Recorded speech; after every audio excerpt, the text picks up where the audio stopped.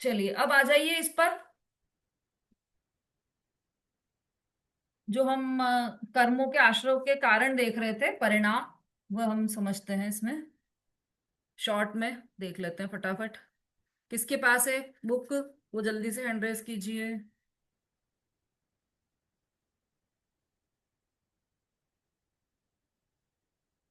पढ़िए रेणु जी। दीदी कौन सा पढ़ना है? Page number 223। 223। 2 मिनट दीदी। कौन सी बुक है आपके पास? रामजी भाई वाली। नहीं नहीं नहीं, मैंने कल कहा था ना कि जिसके पास छाबड़ा जी वाली बुक है वो लेकर आना सब। किसके पास है? हाँ, शोभा जी पढ़ी। पेज नंबर 223 कौन सा निकालिए। चैप्टर? 223। निकाल दी दीदी। पढ़िए।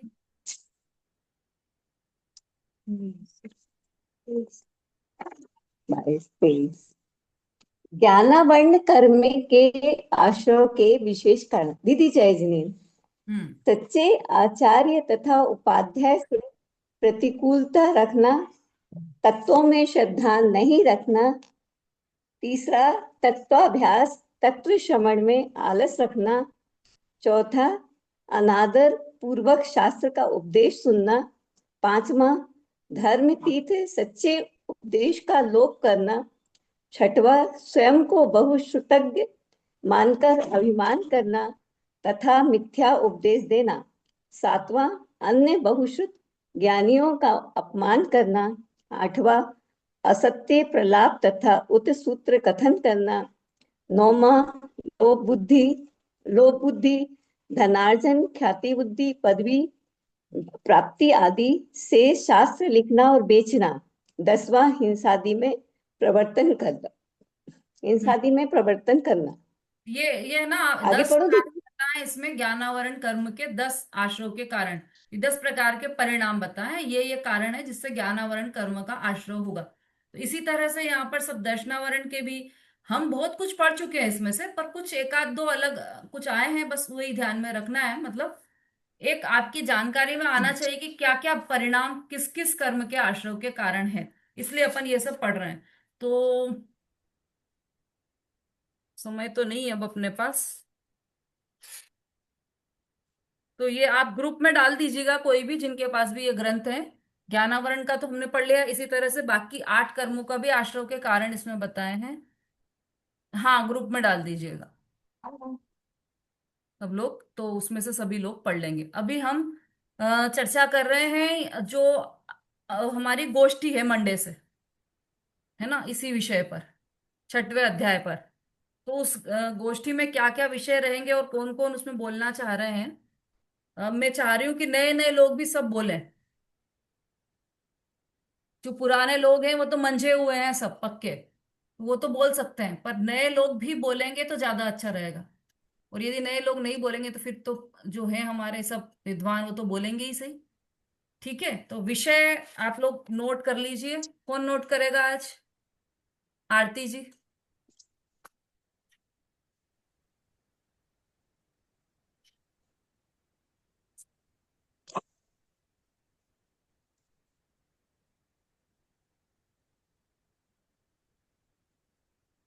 हम्म। पहला विषय है आश्रव का स्वरूप। इस ये है पहले और दूसरे सूत्र के आधार से इसको बताना है, आश्रव का स्वरूप।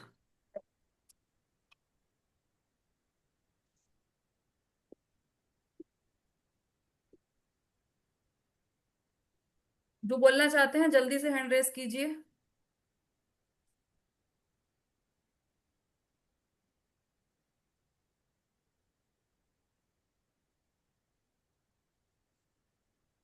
कोई नहीं? बहुत बढ़िया। कोई बोलना नहीं चाहता इस विषय अच्छा में? बस कोई नहीं। और सूत्र नंबर भी बता दिए, पहला एक और और दो। दूसरा सूत्र है। चलिए कोई बात नहीं, अच्छा अच्छा। जैसा आप लोगों का मन होगा वैसे ही करेंगे। मन नहीं होगा तो गोष्ठी भी नहीं भी रख सकते हैं अपन, जरूरी नहीं कि गोष्ठी रखें। अगला विषय लिखिए, आश्रव के भेद।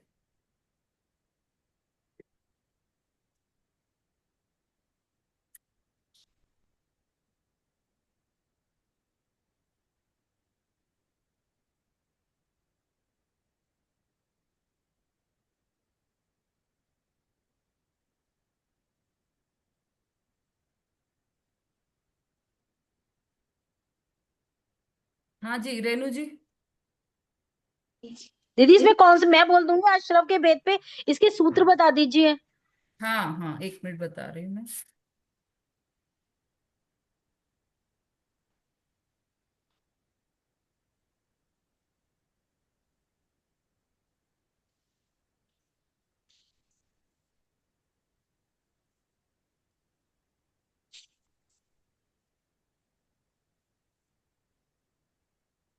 ऐसा कि, चलो,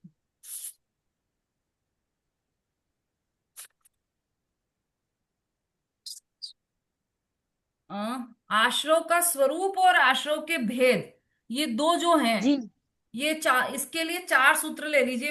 पहला, दूसरा, तीसरा और चौथा। जी ठीक है दीदी, है ना, वही इन योग इन के। चारों पे मैं बोल दूंगी। हाँ, ठीक है। नेक्स्ट है सांप्रदायिक आश्रव। हाँ, इस पर रेणु जी का नाम लिख लीजिएगा, आरती जी। जी दीदी। दूसरा है सांप्रदायिक आश्रव। हाँ, ललिता जी। हाँ मैं बोलूंगी, ये पांचवा सूत्र ही है, एक हाँ, सूत्र ही है इसमें। एक ही सूत्र है, पांचवा सूत्र। ठीक है। इसके बाद छठा सूत्र है। छठे सूत्र के आधार से बताना है आश्रव की विशेषताएं क्या हैं।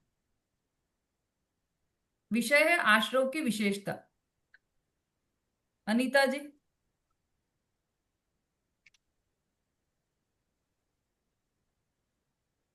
एक ही है मैडम, हाँ एक ही है। हाँ, छठा सूत्र।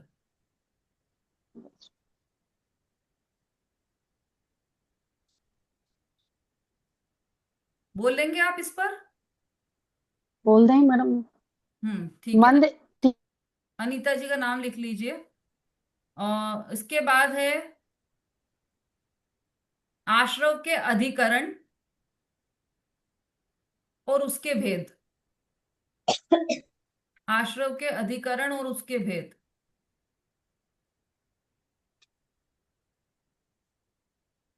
हाँ, रेणु जी, अनीता जी अपने हैंड्स डाउन कर लीजिएगा।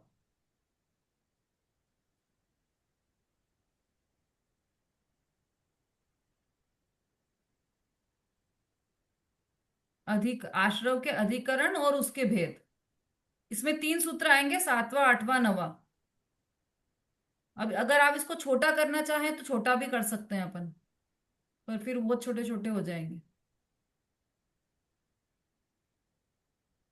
हाँ भाई, जल्दी से हैंड रेस कीजिए, समय नहीं है अपने पास, टाइम हो गया है। सूत्र नंबर भी बता दिए तो बहुत सरल हो गया ये आपके लिए। सातवां, आठवां और नवा, तीन सूत्र हैं। हाँ, मंजू जी। मंजू जी का नाम लिख लीजिए। हाँ दीदी मैं बोल दूंगी। हम्म। अब दर्शनावरण और ज्ञानावरण कर्म के आश्रव के कारण, इसमें भी केवल एक ही सूत्र आएगा, 10वें नंबर का सूत्र। उषा जी। उषा जी का नाम लिख लीजिए। दीदी बोल देंगी। हम्म। इसके बाद है वेदनीय कर्म के आश्रव के कारण। इसमें दो सूत्र आएंगे, 11वां और 12वां। जिनके हो गए नाम वो हैंड्स डाउन करते जाइए। हाँ, संगीता जी का नाम लिखिए इसमें। मेरा अशाता वेदनी के आश्रम का कारण और साता वेदनी के आश्रम। हाँ, दो सूत्र हैं, 11वां और 12वां। इसके ठीक है। बाद मोहनीय कर्म के आश्रव के कारण, अगला विषय है।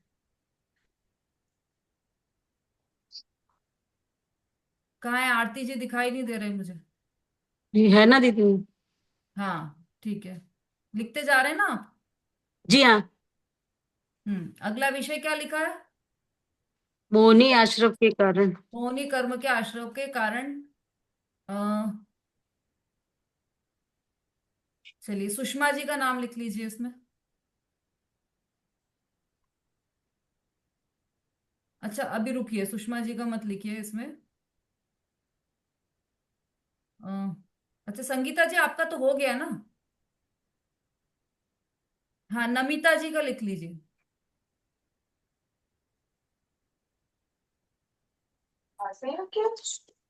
अब कोई आयु नहीं थी। कर्म के आश्रव के कारण।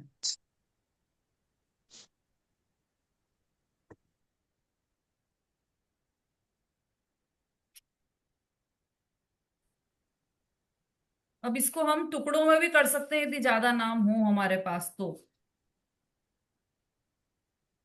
पर मुझे नहीं लगता कि इसमें टुकड़ों में करने की आवश्यकता है। तो इसमें कोई बड़ा कोई मतलब 15, 16, 17, 18, 19, 20, 21, तीन तीन छह और एक सात। हम्म।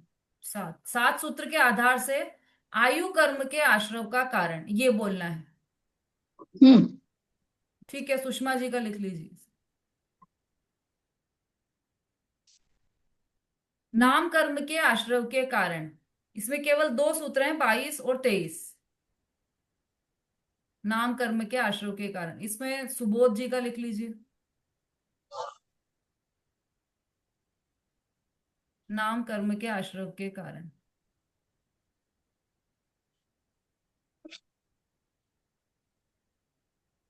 अब इसके बाद तीर्थंकर नाम कर्म के आश्रव का कारण, 24वां सूत्र। इस पे कौन बोलना चाहता है?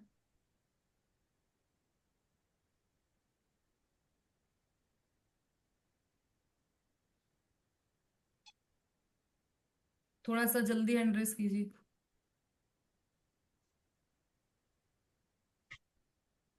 तीर्थंकर नाम कर्म के आश्रव का कारण। आरती जी आप अपना नाम लिख लीजिए इसमें। जी दीदी।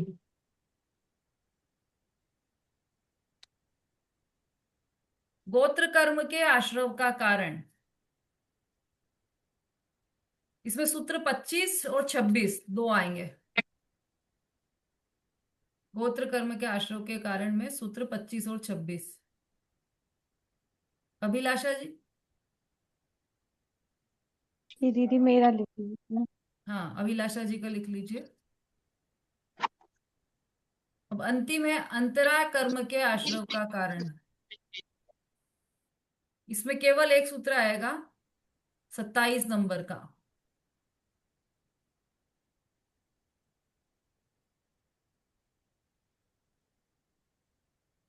इसमें नंदिता जी का लिखिए, नंदिता जी ने अभी हैंड रेस किया था। ठीक है। है ना, छठ मतलब अंतराय कर्म के आश्रव के कारण, ये अंतिम सूत्र है। अब और किसी की बोलने की भावना हो तो हम इसी में से और ज्यादा विषय बना सकते हैं, छोटे छोटे। अगर एक एक दो दो सूत्रों पर यदि बोलना चाहें आप, तो हम इसमें से ही छोटे छोटे सूत्र बना सकते हैं, मतलब छोटे छोटे विषय बनाए जा सकते हैं। हाँ सुषमा जी बोलिए। हाँ दीदी, जो मेरा है आयु कर्म के आश्रव का, वो हम्म। 15 से लेकर 21 तक है ना। हाँ 15 से 21। अब ये 7 सूत्र पर अकेले सुषमा जी बोल रहे हैं, यदि किसी को विषय चाहिए हो तो वो उसमें से हम दे सकते हैं। अलग अलग आयु मतलब अलग अलग आयु कर्म के अलग अलग आश्रम के कारण है ना, उसमें से भी अपन अलग अलग किए जा सकते हैं। बस आपके बोलने की इच्छा होनी चाहिए।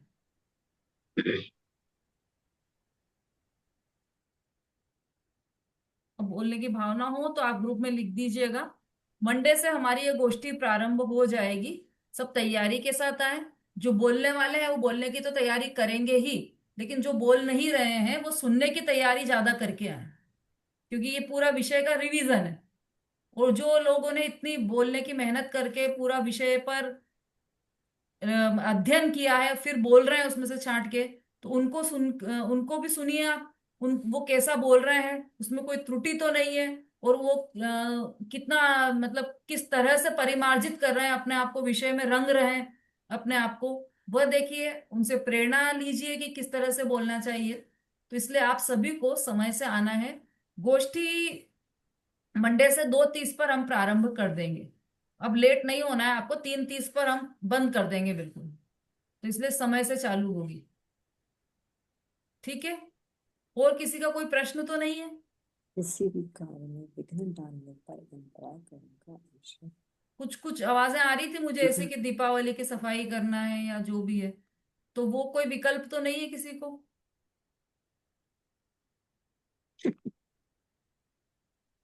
हम्म। जय हाँ बोलिए, जय बोलिए अंजू जी, जल्दी बोलिए।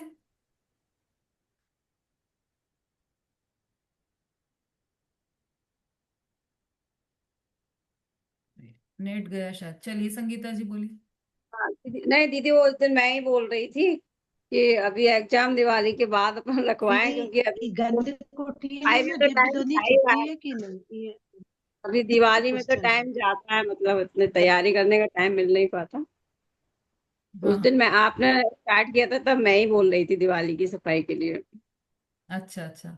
हाँ तो दिवाली की सफाई से अब देखो, विषय तो ये इतना अच्छा रहा एक दृष्टि से देखा जाए तो, कि विषय पूरा हो गया हमारा दिवाली से आप ही सही कहा। दिन पहले ही, है ना। और रिवीजन भी हो जाएगा अभी गोष्ठी के माध्यम से। एग्जाम अपन ऐसा ना दिवाली के बाद रख सकते हैं, ऐसा मेरा कहने का आप मतलब। दिवाली में सब भूल जाओगे, जितना याद, जितना आप पढ़ा है वो सब भूल जाओ। तो बेटर ये है कि पहले ही एग्जाम दे दो और फिर फ्री हो जाओ। देख लो, आप लोग का जैसा ठीक मन होगा वैसा ही करेंगे, उसमें कोई दिक्कत नहीं है। दीदी नहीं, दीदी दिवाली से पहले कैसे एग्जाम दे सकते हैं दीदी? क्योंकि होगा। 3-4 दिन तो गोष्ठी में निकल जाएंगे, फिर फ्राइडे सैटरडे संडे छुट्टी हो जाएगी, और मंगल की दिवाली है, सोम या मंगल की। अच्छा, अगले ही सोम मंगल की है क्या? जी हाँ। हाँ, 20 तारीख की कह रहे हैं दिवाली है, तो मतलब ये वाला, हाँ, जो वीक है ये तो गोष्ठी में निकल जाएगा। हाँ, ये बात तो सही है। तो मतलब दिवाली से बाद ही मंगल रख में, लेते हैं। फिर नेक्स्ट सोमवार मंगल आएगा तो वो दिवाली में निकल जाएगा। ठीक है, जी दिवाली के बाद रख लेंगे, कोई दिक्कत नहीं। आदि जी। हो पाएगी दिवाली के बाद। हाँ, नहीं तो वैसे फिर फ्राइडे को भी रख सकते थे भी नहीं एग्जाम। होगा, 2 दिन पढ़ने मिल जाएंगे ना, तो फिर आराम से सब रिमेम्बर हो अच्छा, जाएगा। ठीक है, ऐसा कर लो, कोई दिक्कत नहीं है। हम्म। दीदी, यदि फ्राइडे की आप छुट्टी ना रखे तो फ्राइडे को रख लीजिए एग्जाम, कोई दिक्कत नहीं है। फ्राइडे की तो छुट्टी है ही, लेकिन केवल एग्जाम देने के लिए आप आ सकते हो, ऐसा मतलब ऑनलाइन हाँ, देने। तो एग्जाम दे देंगे हम।